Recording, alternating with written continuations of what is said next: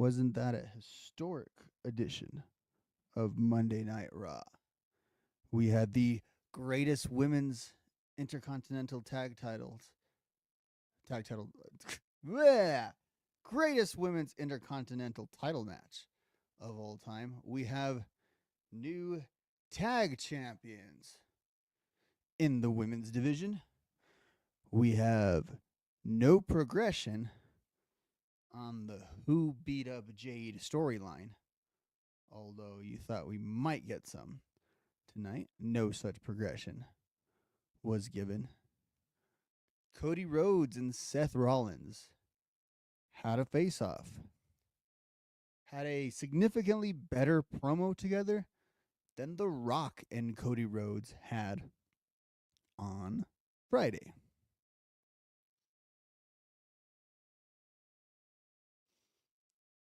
We had Gunther and Akira Tozawa going head to head in an epic confrontation. And we opened the night with Logan Paul, CM Punk, and a little bit of blood. What's up, everyone? I am Rob. This is Rob's MV. This is the Nocturnal Knockout, a Brass Ring Media podcast on the One True Sport YouTube channel. As it is every Monday night, I am Rob, breaking down everything that happened on Monday Night Raw, getting your guys' reactions, giving my instant takes. We're going to hit all of that tonight. And being that we are on a go-home show, I figured we might as well do a little bit of an Elimination Chamber preview. So we have a lot to get to tonight. Monday, February 24th, 2025. Get in on the chat. Many of you already in there. What's up, Austin? What's up, Eddie? What's up, E? Get in on the chat. Let me know what you thought of Raw. Let me know what you think about the Chamber coming up. And if we need to, we can discuss Cody's soul because it's such a big topic of conversation right now. Right before I came on here, I spilled my drink right on the floor, like as the countdown was going. There's like stains on my carpet right now. Try to hit a new drink with some Code Red Mountain Dew, and there's Code Red Mountain Dew all over the place here. Not good. Not a great omen.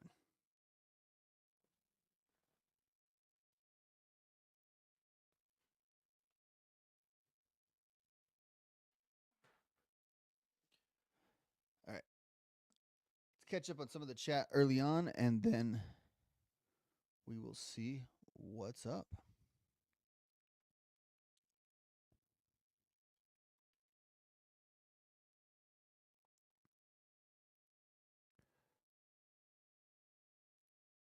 We could see a title change next week on the men's side.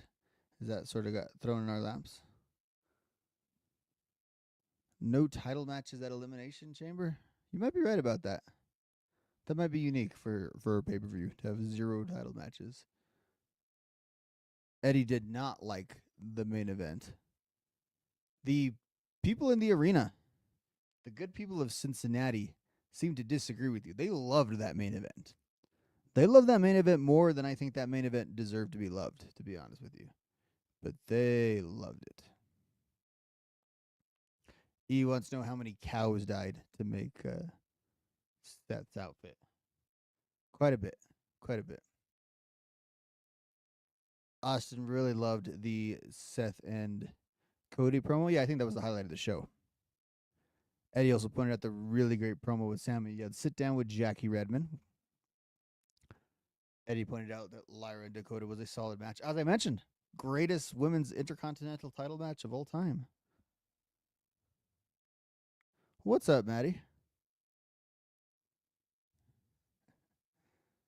Having trouble even following that one, Maddie. Jeez. Look at that. We had someone new into the chat. What's up, Byron? Byron says, with the Liv Morgan win tonight, the women's tag team division has received an injection of perfection.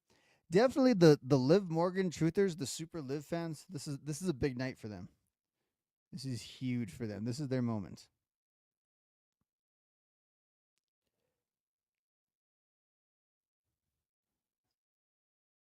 Yeah, and we'll talk more about that when we get to the main event breakdown. Glad to see the chat is already active as more of you come in.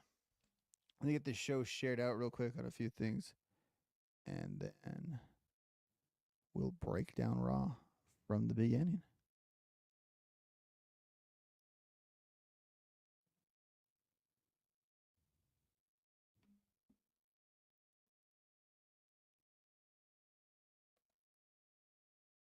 Byron's all in on the live thing. So, and I think with that main event, you got to figure out how that plays into everything else that we would pick here.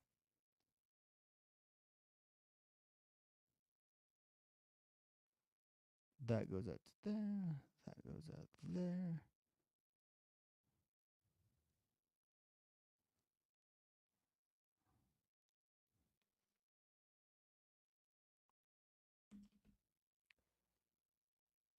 Kind of in agreement with you there, Eddie. She's got her fans though. She has her fans. That's the one thing that you can't deny with her. Even though I don't get why, and I think every time they end up going with her, it ends up being proven. Her detractors end up being proven right.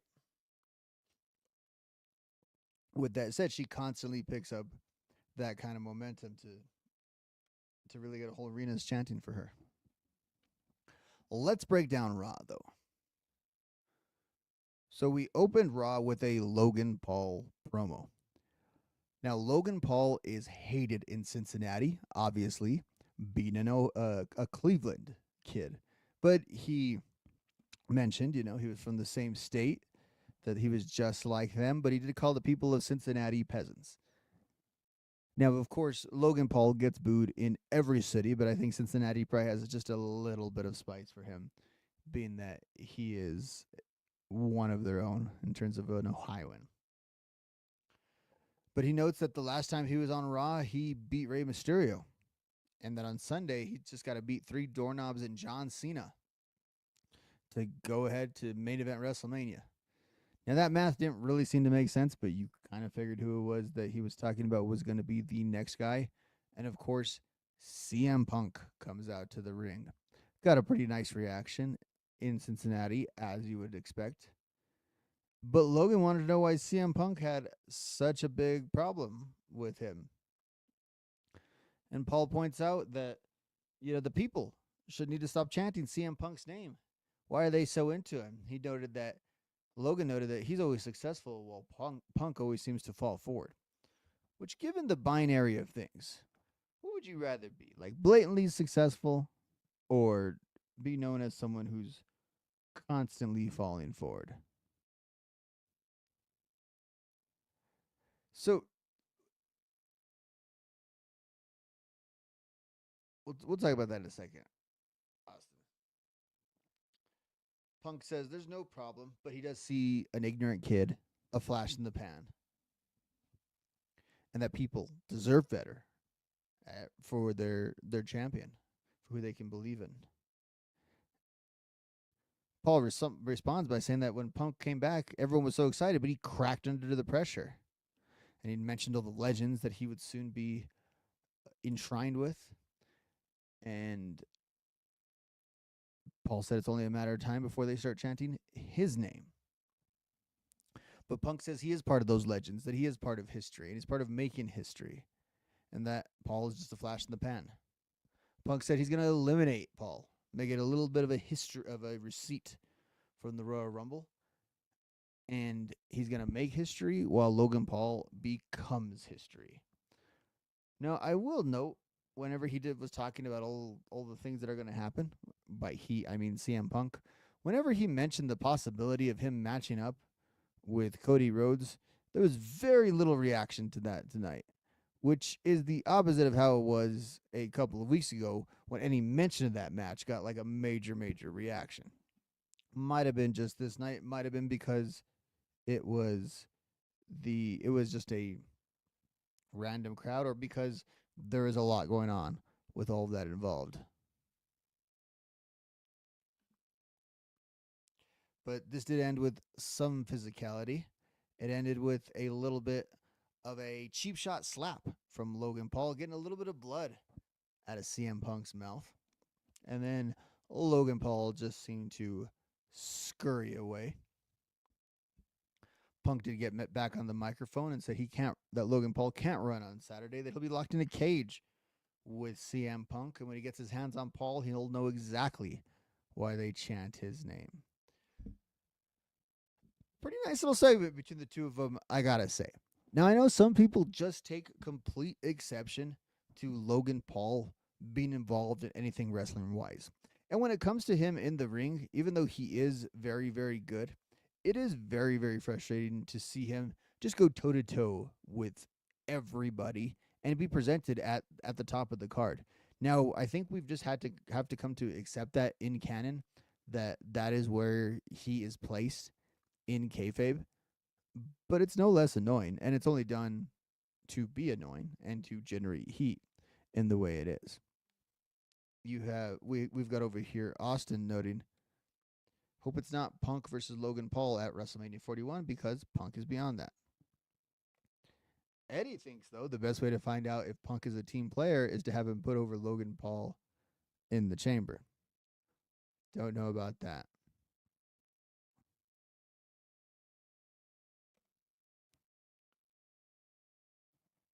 Austin says Cena versus Cody is the box office match, but Punk versus Cody is the better story. I agree on both of those counts.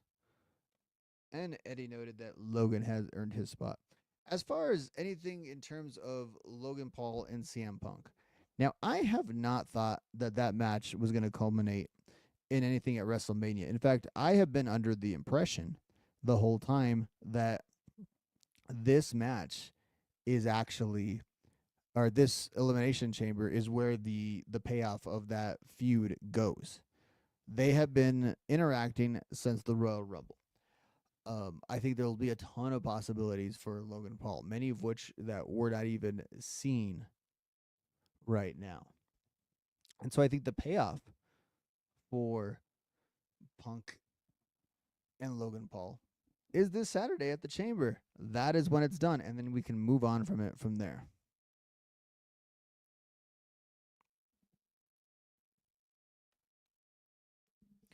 Well, I think that's the problem with this year's main event scene in general, is that you've got a bunch of baby faces, Eddie.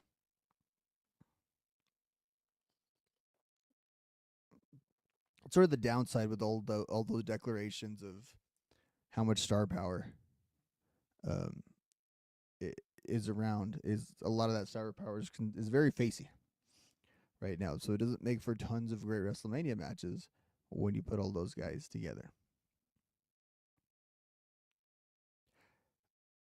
Let's face it, Logan Paul is in the match to take a really big bump and have a really huge spot.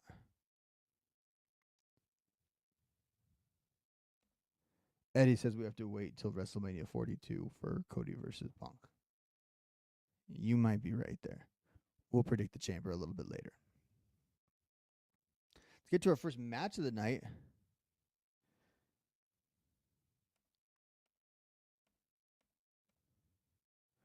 We had Penta versus Ludwig Kaiser and Pete Dunne. Now it opened up with the promo package or video recap of showing all the problems people have had with Penta over the last couple of weeks. And there were some pretty cool spots in this while it lasted. You had Penta jumping off of Kaiser to deliver the Mexican Destroyer. That was pretty cool. You had Penta hitting the sacrifice and about to hit the Penta Destroyer when Ludwig Kaiser ran in, threw Penta out of the ring, and snuck in the pin. So he gets the win. And what I thought this might be the blow off to all of this, but maybe there'll be yet another Kaiser and Penta one-on-one. But as far as this little feud, I kind of thought this was the blow-offs, and I didn't really anticipate that we'd get a Kaiser win here. I got to ask you guys, though, Was there anything hillish about what Kaiser did? Am I missing something? I mean, yeah, I guess he was a little opportunistic, but was there any cheating? Was there anything nefarious going on? Or was that just like a regular ass lame win of a triple threat? I can't really figure out what was happening there.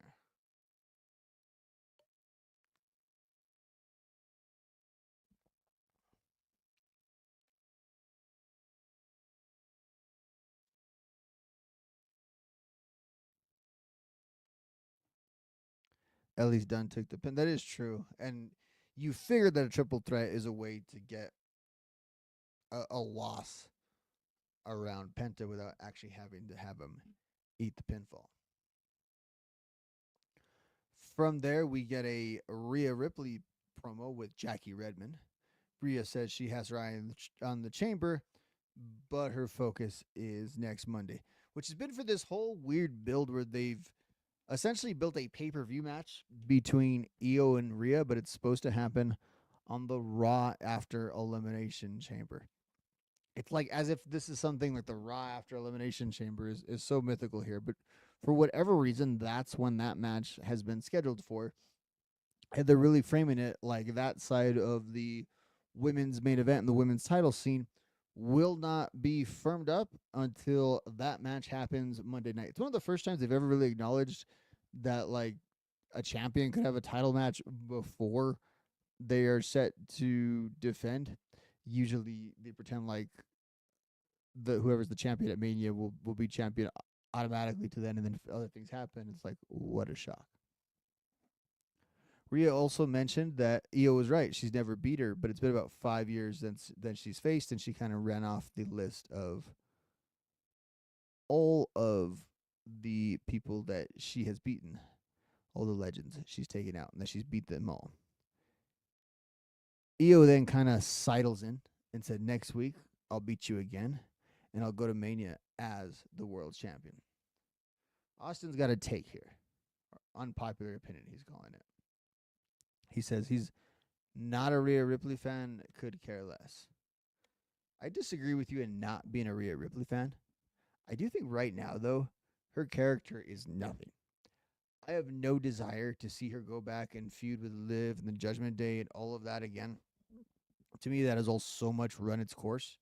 But ever since that storyline's been broken up, she has had like absolutely nothing to do, and it's been super annoying.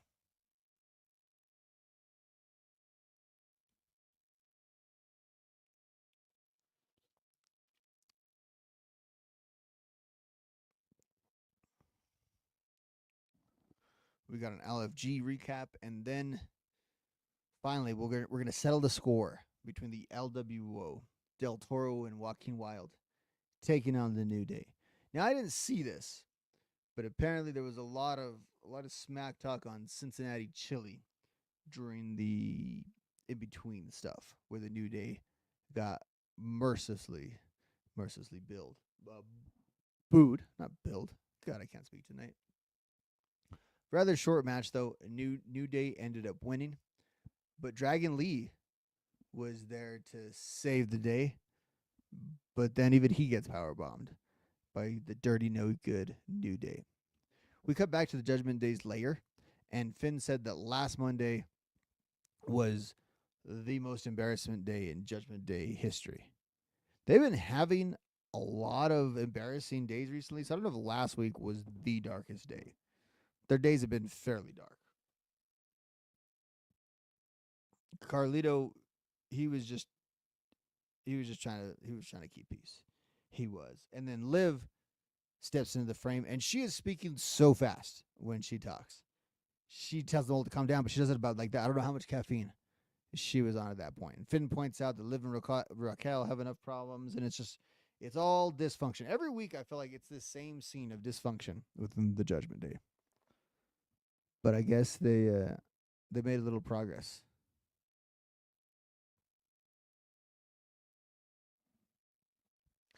From there, we see Gunther walking to the ring, looking at the Alpha Academy and not being very impressed.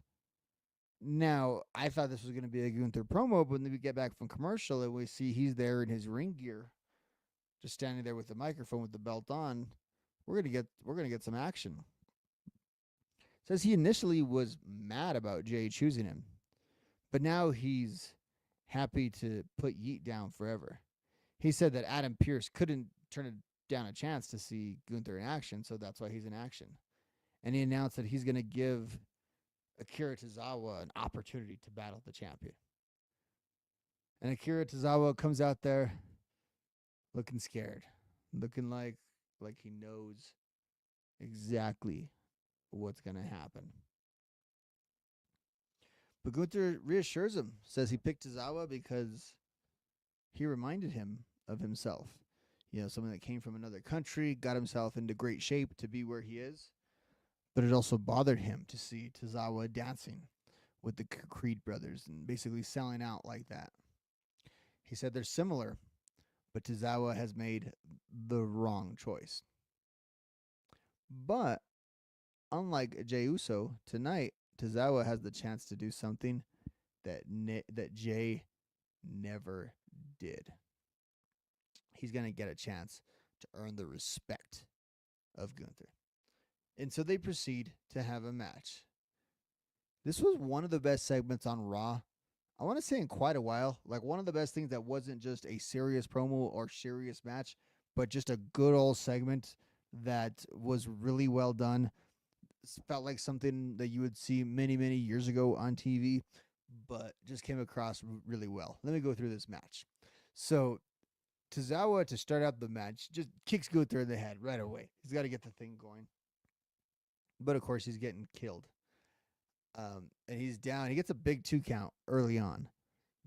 But there's a kick out, obviously. And eventually, after a little bit more wrangling, this leads to a Boston Crab, which you assume is going to be the tap out. But Tozawa reaches the ropes. Then they get into, like, this chop battle. And you can guess how that goes for Tozawa. I mean, he just gets barreled over. And then eventually it's a power bomb. But Gunther breaks up the pin. And then he pins him for real. That whole match section was a whole hell of a lot of fun. It wasn't quite Taka and Triple H from 2000, but it kind of had those type of vibes to it. There's about to be a post-match beatdown when Otis comes out there, saves the day. Otis actually chases away Gunther, gets a nice little reaction for doing this. But Gunther comes back from behind and has Otis in the sleeper, and that's when Jay comes out to save the day. Gunther runs away. Nice reaction to Jay. Don't know how you feel about the Gunther-Jay match at this point. I feel like it's been actually put on the back burner as a bit of priority and discussion point. Tonight was pretty big in kind of getting it reset, but it very much still feels like such a secondary or tertiary thing that they're promoting on this show. With that said, this segment tonight I thought was absolutely phenomenal. We didn't get a lot of Jay with it. It was Jay making the save, and later on Jay did have some interactions with A-Town down and got a big kick. So for those who were asking to not have so much of the big entrances and all that into the promos and all that with Jay, I guess we got that this week, but Jay did feel a little more incidental, I would say, to the show this week. It was really Gunther and Tozawa that were carrying the segments. But what do you guys think? Are they doing a good enough job to build this as, which it's not the main event? I think that's very, very clear. Whatever's going on with Cody and The Rock and all that stuff, that's the real main event. And we've known this for a while. This is a secondary one, and there's a pretty big gap between what's at the top and what is secondary in this situation. Putting all that aside, putting aside the idea of the role of this match and what it has to do on the card, are they doing a good enough job, would you say, of making you want to see this match? I think they are. I think they've done a good job with the beatdowns, the craziness of Gunther, just to make him almost seem crazed by the fact that he's involved in this. The other question I would have for you guys is, does the booking that they've had of Jay and Gunther going forward give you any indication where they're going to go with the match? You would assume that Jay gets his big win here, but nothing is guaranteed. And from what we've seen in the booking, does any of that point you or indicate to you that they will go with Jay, or that Gunther is going to retain, and all that discourse around the Royal Rumble is going to be kind of all for naught?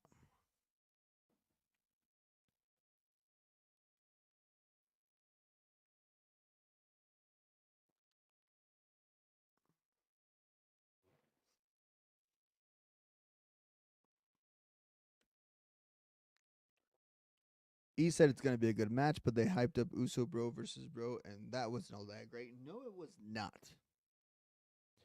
It's really not helpful to Jay that he had like the worst match at one of the best WrestleManias.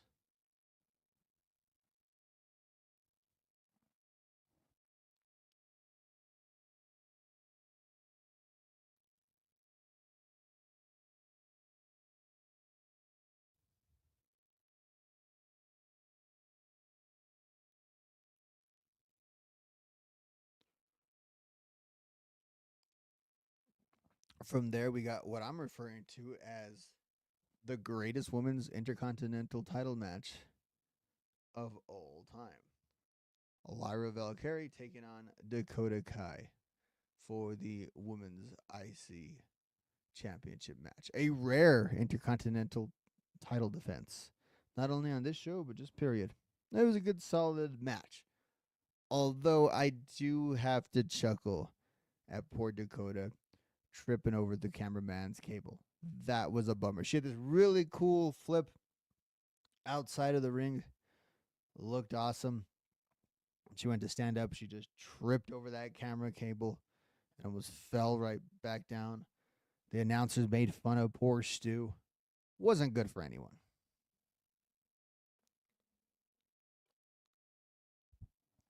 After the match, though, you had the respect shown between the two competitors, a little bit of a handshake. Dakota Kai is leaving, hanging out there on the ramp, and then Ivy Nile comes out there like a house of fire, out there to kill everyone. Took out Dakota on the ramp, then took out Lyra in the ring, and was just fired up, fired up, fired up. We then from there cut to a recap of Sami Zayn and Kevin Owens, which leads us into the Sami sit down with Jackie Redmond.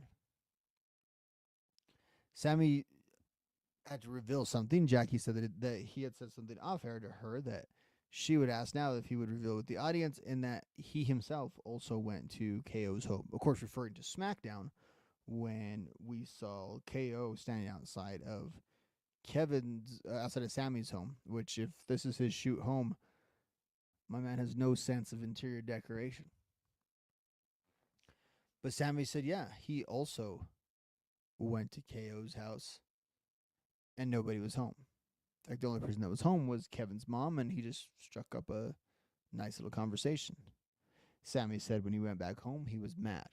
That he didn't recognize the person that was in front of him. He didn't recognize the person that would go and confront someone at their house like that. Says he didn't know what his intentions actually were, but he could have believed that that's who he is, that person, and that's what he was doing. Talked about all the matches they've had and what's different, and he says it's different now because people don't know their headspaces. The WWE should be worried about what he does to Kevin. That's been kind of the central storyline here. The unsanctioned element is in theory because Kevin is so violent. But Sammy's been trying to flip that narrative and saying the WWE should be concerned about what he being Sammy, will do to Kevin. And that basically gets the ball going for the unsanctioned match this Saturday. Although I'm sure we will see some kind of cell phone video on Friday. This was pretty interesting. It wasn't super long. They do these quite regularly with Jackie Redmond, and she does a pretty good job. They do a pretty good job of editing these down to their finer points. Not a lot left to say. They're just building this, more and more personal, more and more personal, more and more personal. We just got to get to the batch ready.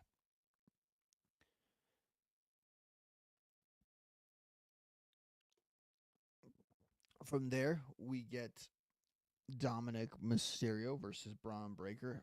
a rather short match that was cut even shorter by Carlito and Finn getting involved. We cut then to a recap of what happened with The Rock and his soul taking on Friday night, or request of. And that leads us to the Cody promo. We see him walking from the backstage area, coming to come out. But before that, Ivy Nile and the Creed brothers are cracking jokes and having a good time before they're interrupted by Kathy Kelly. And then Eric and Ivar come in to fight, and it's one big brawl. And as was mentioned earlier, a men's tag title match next week. Everyone trying to prove their worth in the Alpha Academy, or excuse me, in the Creed brothers to Master Gable.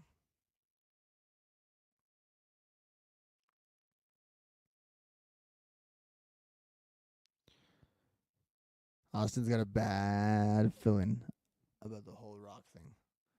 Talk about it in a little bit. So Cody came out here, and I wasn't necessarily expecting a Cody performance or an appearance, but we'll take it when we can get it. It says he's pretty certain what everyone wants to talk about. He says his decision doesn't just affect him alone. I guess the decision to sell out, which I think after all the rambling and all the weird ambiguity and the overtones that were in the promo on Friday night between The Rock and Cody, WWE was definitely in cleanup mode tonight. And like they were probably no greater place was this on display than with Michael Cole going over and over again, talking about selling out, just really making it clear what the hell The Rock was talking about in that blabbling, incoherent promo. Cody mentioned that he doesn't want to share the memories that he had of his dad in his 60s working on the indies. He doesn't want that to be his future. Then Seth Rollins comes out to the ring. Seth said it's their first time in a year in the ring. And he's there to ask Cody, what the hell are you thinking? Seth said, do not make me regret my sacrifice. Why are you doing this? He tells him. For bit parts in movies, why would you even make this consideration? Now, Cody interrupts Seth and reminds Seth of his past and everything that he has done, and even reminds him that maybe they didn't come for your soul because your soul was already compromised. But Cody also says that he remembers that last year, Seth Rollins was his shield. That Seth Rollins was the MVP of WrestleMania. Sure. Seth responds that maybe he's just here to keep Cody from making those same kind of mistakes that Seth made. Seth said that he's been filled with hate for guys like Punk and Roman, but he doesn't want to hate Cody. He said it a few times. Don't make me hate you. But he says he wants to win at Elimination Chamber because he's coming for the title. And when he comes for the title, he doesn't want to face some shell of a former Cody, some compromised Cody. He wants the Cody that left the company and came back, the Cody that beat him with one arm, the Cody that beat Roman Reigns. And he mentioned that on after Saturday and into WrestleMania, he's not coming for Cody's soul. He's just coming for Cody's title. After what was just blabbering nonsense on Monday night, this at least I think did a pretty good job of cleaning up and clarifying what the stakes are, why anyone would care, what the counters to be, what the other options can be. Everything was so random and so weird, and there's so much scar tissue from The Rock just coming in, swooping in, and changing things that it was really hard for I think a lot of people to focus and grasp what was going on Friday. Although it wasn't that unclear, but it was just presented in such an unclear manner that WWE really had to shore it all up. And I do like that they use Seth Rollins as this character who seems to remember the past. It's like Seth Rollins is the only guy in WWE history without amnesia. He remembers everything. He doesn't let go of anything. Makes sense. I think a human being would be more likely to act like Seth than wrestler amnesia that we get. But this was a pretty good promo. Now, if that impacts in how you think this is going to play out in Cody's big decision, I really don't. I think this was just a way of promoting Saturday. A way of promoting that big decision. Didn't really give me an indication either way because Cody didn't really say much. This was more Seth doing the heavy lifting here. What do you guys think of the promo mentioned earlier, Austin? That line about "Don't make me regret my sacrifice" gave you goosebumps. I thought that was a pretty darn good line.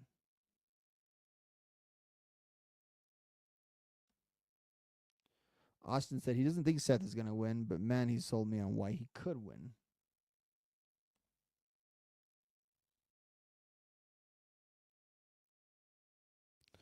He said Rock not wrestling at Mania. He'll be there, but not in a match. He got several movies shooting. He's got to not be injured for it. Well, that may be true because even he said in the presser on Friday that the great thing about what we do is it doesn't have to culminate in a match. I have a feeling it'll be like a proxy. He'll be like a manager to whoever it is that is willing to become his champion.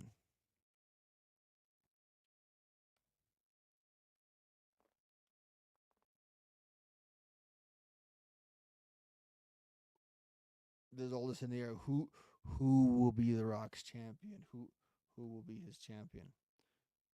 Or will it be anyone? Will Dwayne be his own champion? After the Cody Punk, after the Cody Seth segment,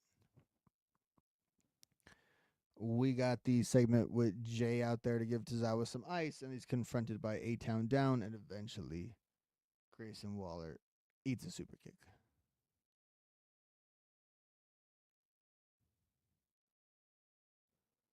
And just like that, that brings us to our main event. Bianca and Naomi versus Liv and Raquel for the tag titles. Bianca and Naomi come out like a house of fire, but very quickly Dominic is out there to just help out after he's been screwing everything up for like weeks and weeks. But this week, he's out to help them capture the title. Now, I have here in my notes, and I think we talked about it earlier, the match is good, but the crowd was way overhyped for it. There was like a 2.5 kick out, and I got a "This is awesome" chant. Cincinnati was way, way too easy to please on this night. Way too easy.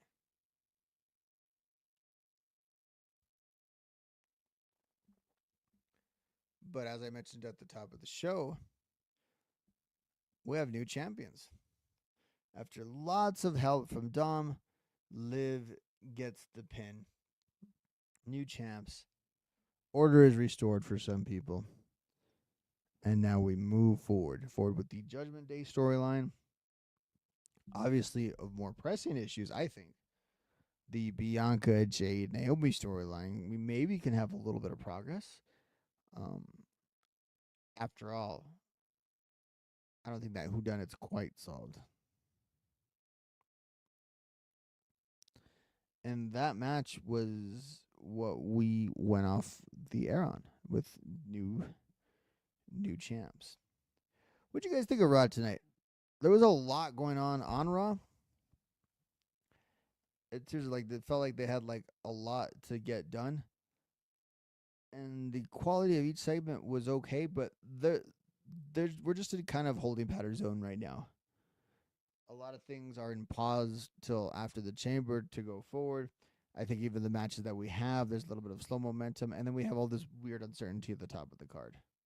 So odd time.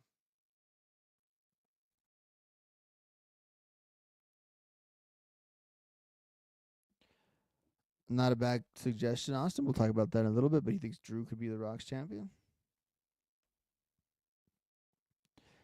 Eddie says Dom is the only good thing in Judgment Day, but he clarified currently.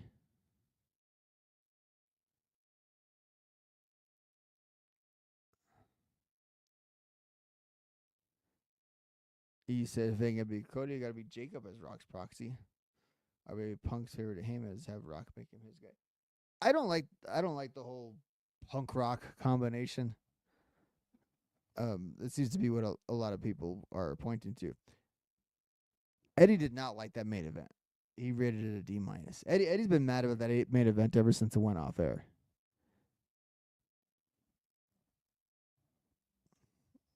I think it was alright. It did not deserve the chance that it got at all, but it was okay.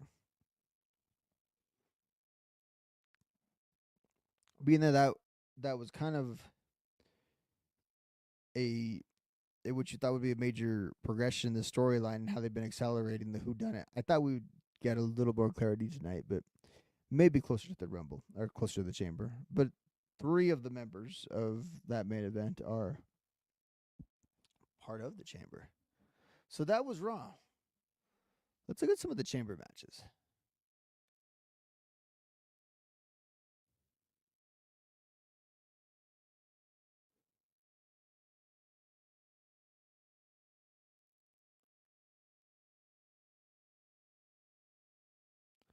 Let's pull up our old favorite.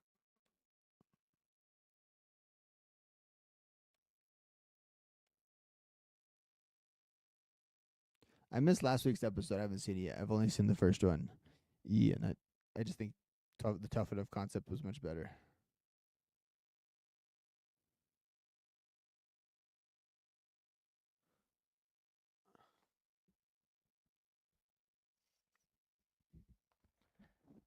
I don't know Austin in terms of CM Punk because as he pivoted off of the whole Seth and Roman thing, I don't think so. I think we're just not thinking about it.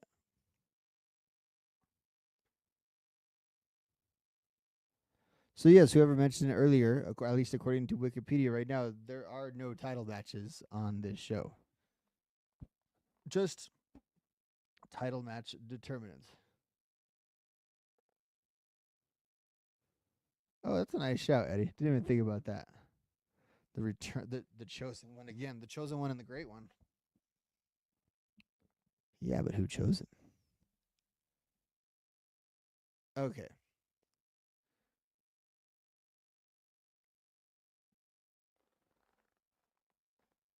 So the match that's advertised now of least consequence, but will obviously get a ton of response in the building. Tiffany Stratton, speaking of champions, and Trish Stratus versus Nia Jax and Candice LeRae.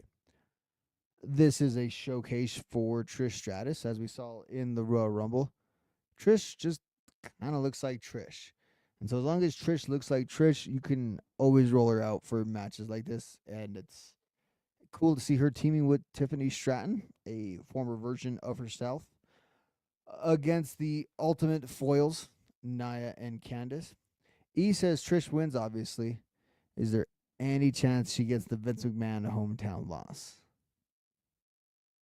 I don't see it. Somebody would book it.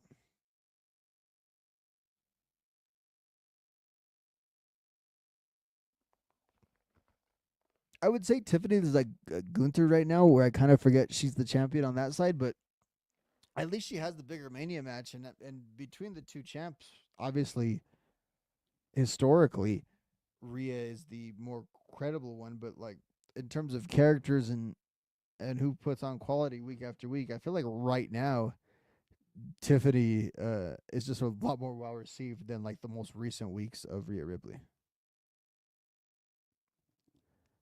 I think to showcase Trish Austin. I think that's the only point of the match.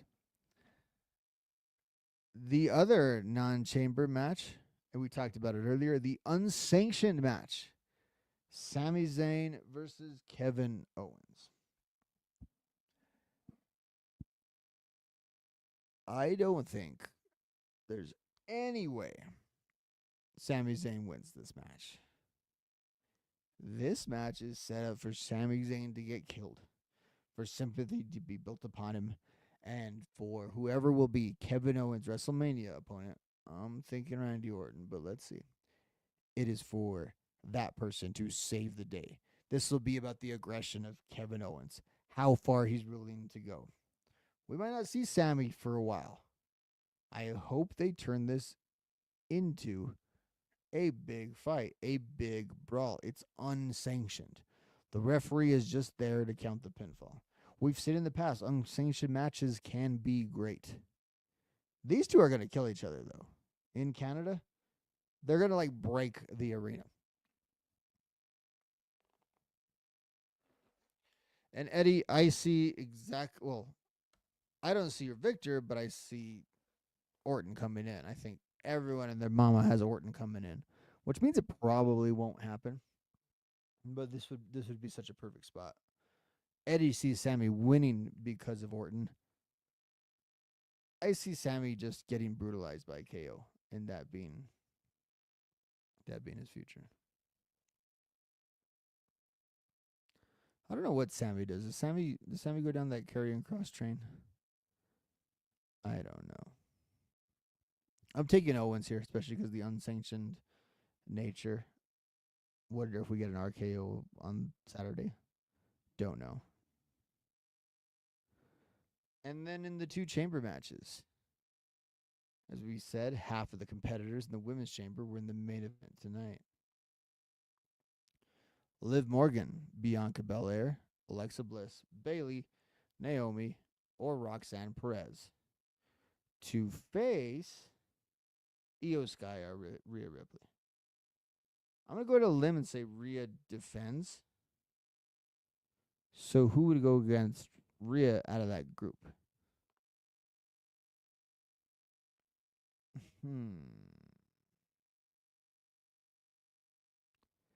E has Bayley. Bayley would certainly be unpredictable. Roxanne Perez would be cool, but it might be a retread of a couple of years ago of the NXT Women's Champion coming up. And I know she's not the Women's Champion, but she's still NXT associated. Liv has felt like the winner this whole time, but now she's got those tag titles, and we just can't have so many triple threats as in terms of these title matches. But this is definitely where Bianca and Naomi break apart, right? This is where their mega powers have to explode. I'm going to go with Alexa Bliss. I'm going to go on the reaction to her. I'll go with that one. Because of what the reaction was. There's not a lot to do here. Now, her standing across from Rhea is going to look ridiculous. But I'm going to go with Alexa Bliss. And on the men's side, Cena, Punk, McIntyre, Logan Paul, Damian Priest, and Seth freaking Rollins.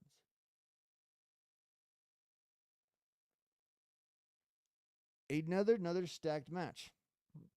Now, this is going to coincide, obviously, with the Rock Cody segment. You would figure that the Rock Cody segment is going to air earlier in the night.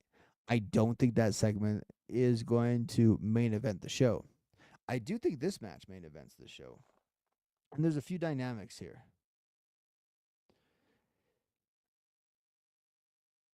Cena has really making this whole point about the retirement tour and where Toronto lands in it, and that he was going to wrestle on this show, and he is. And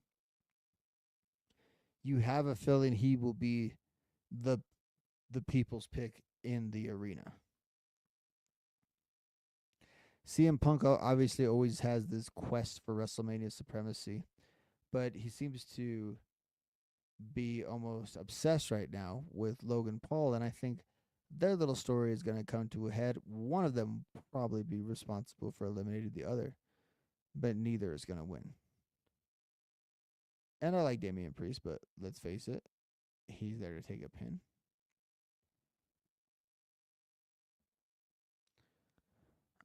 Despite the great promo work tonight, I'm not really into Seth versus Cody yet again. So I think our possible winners are our top line right there. Cena, Punk, and Drew. Cena has been the conventional pick for several weeks. But Punk and Drew can also main event WrestleMania this year. I am going to say that plans do not change from what we thought they were. And John Cena does get the victory and does go on to face Cody at WrestleMania. I am also not discounting The Rock's proxy. As you mentioned, Drew makes the most sense. It's actually it's the freshest kind of matchups too, and someone that you could get booed opposite Cody. So I think there's a much better chance of Drew winning this match than there was before the whole taking your soul, giving your soul, selling out promo got going.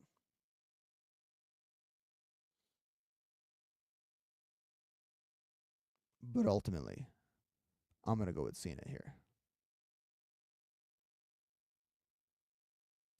This is also going to be, in my opinion, a pretty big showcase of Cena versus Punk. I wouldn't be surprised if they start the proceedings or they are the last two and have a big meetup spot. But I'm sticking with Cena. But Drew really gives me pause. But I think it's going to be Cena. If that's the case, though, whatever Punk is doing, if it's part of the Shield triple threat, it it's a little buried. It's a little further back.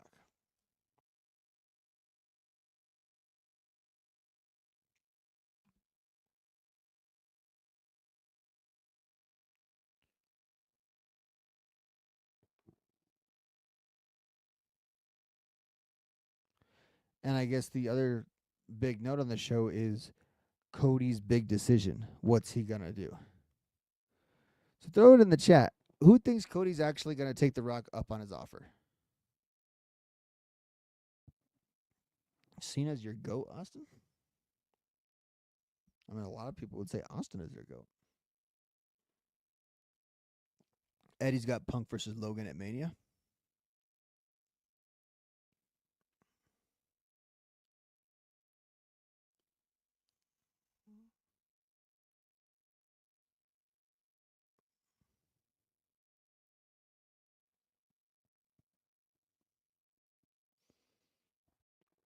Let's see. Without the time constraints of like television, how long is The Rock gonna talk for on pay-per-view?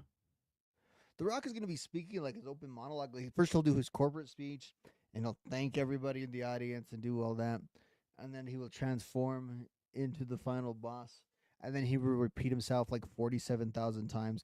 That promo is gonna be so long, and it's not like Cody's a guy to really get to the point when he's speaking either. I just don't see him turning heel prior to WrestleMania. There may be some circumstance involved with WrestleMania that causes him to turn heel. I do not see him going into WrestleMania as our heel.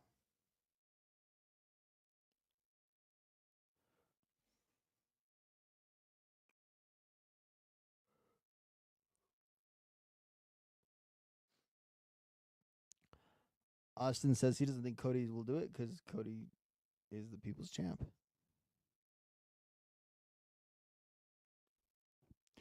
That's a nice little contrast. I think you put the verbiage in that, being your champ and being their champ.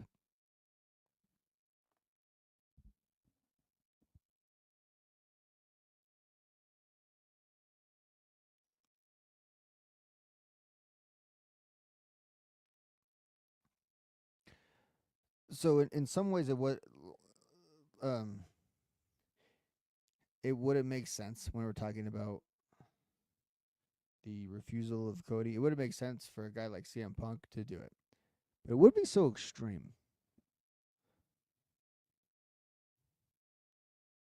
Now, if you really wanted to troll people, having The Rock choose Logan Paul as his champion, that would be some super uber mega heat. Like we never be able to recover from that level of heat. I want to experience that level of heat.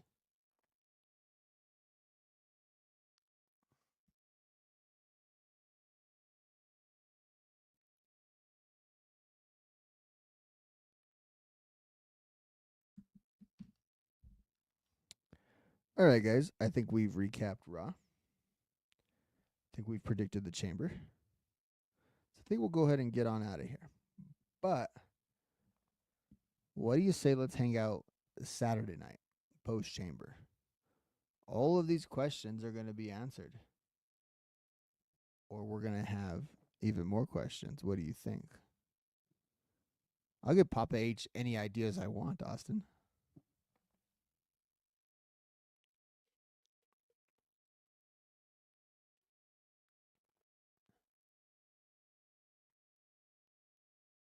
You know, everyone's sitting with me a little better. Logan is the Rock's champion.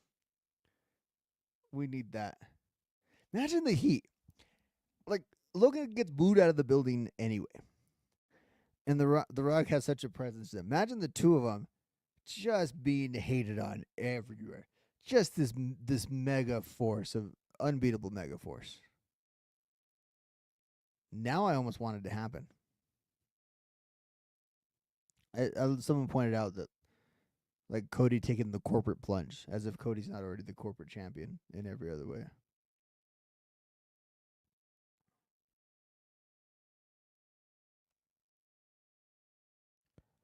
All right, guys. As I mentioned at the top of the show, Brass Ring Media YouTube, Brass Ring Media Substack, One True Sport YouTube, One True Sport on X, RVD on X. I am Rob. Let's talk Saturday night after the Elimination Chamber. See you guys.